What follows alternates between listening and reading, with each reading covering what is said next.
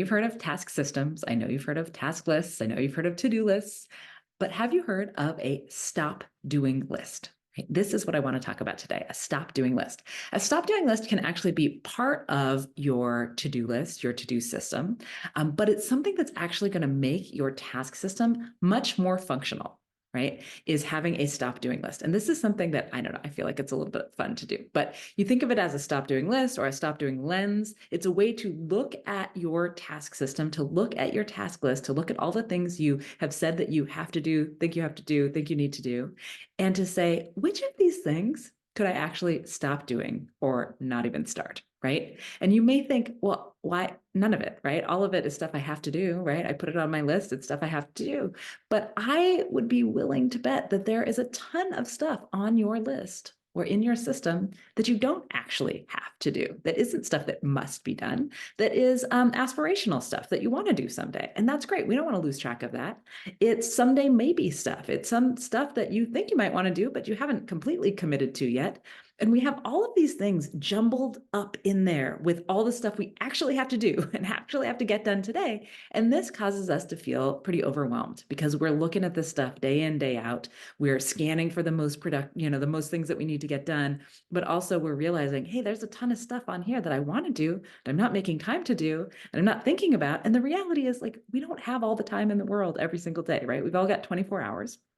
I can't do all the things, but being able to separate the things you actually have to do from the things that you may very well do someday, but don't actually have to be done right now, this is actually going to help to de-overwhelm your task system. Now, how do you actually go about this? How do you create a stop doing list? So, a couple of things. Now, one way to do this is to look at your actual task list and go through it and look at the things you say, I could stop doing this. I don't need to do this. This isn't actually happening. It's been on my list for years and I haven't done it. And just actually move those things off into a someday maybe part of your task list. Don't have any dates on them. They're not things that you're going to do right now, right? Then you may also want to sit down and brainstorm. Like, are there things up here that they haven't made it to your list yet, but you could let go of them. They're not things that you need to do right now. They're not things you need to carry with you, right? Then once you've gotten all of the stuff that's not actual obligation off of your list, the stuff you haven't actually committed to doing off of your list, you're going to store it somewhere, right? But you also then can take this a step further. You can go through what's left, all the stuff that must be done, and you can say, does this stuff all have to be done by me? I don't know, right? I'm going to say no, probably not. Is there anything you could outsource? Is there anything you could delegate? Are there things that you could automate? Are there things that ChatGPT could do for you to get this off of your plate, to get these things done, but not done by you?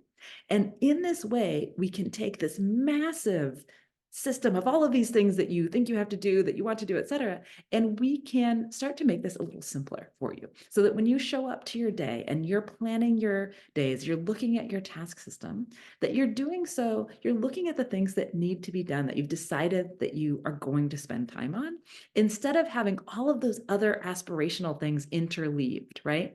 Now, if your task list says things on it like, finish that report, send this email to so-and-so, learn French, right?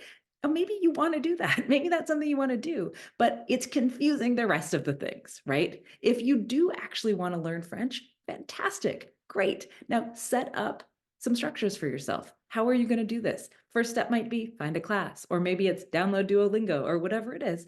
But we want to make these things more practical, and we only want them on our primary task system if we're actually going to do them, right? If we've committed to doing it. If it's been there for a while and we haven't done anything on it, well, we haven't actually committed to doing it. And so we can remove it safely, knowing that we're keeping it here. We're keeping it in this bucket so that we can come back and look at it.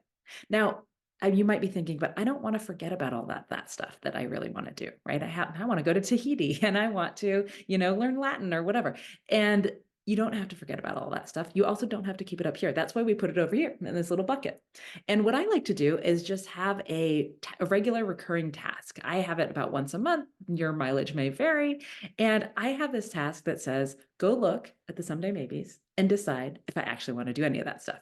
And if I do, I'll bring it into the primary task system. It'll get a date. It'll get a next action so that I actually move forward on that thing. But the reality is there's like hundreds of things in the someday maybe list. And most of them, I may never do them. That's okay, right? But I know they're there so that when I'm ready, when I have time to devote to something like that, when I've decided that it's important enough to me that I'm going to, actually make a plan, find the time to do it, I can bring that over, right? So you won't have to lose track of that stuff. It'll still be there waiting for you whenever you're really ready to devote the time to do it. So how is this different than what you've been doing before? Well, it's probably just actually reflecting the reality. You haven't done these things, so you're not devoting time to do them. So let's just put them over here so that we're not forced to look at them constantly all the time and feel bad about all the things that we're not doing that we haven't really decided to do anyways, right?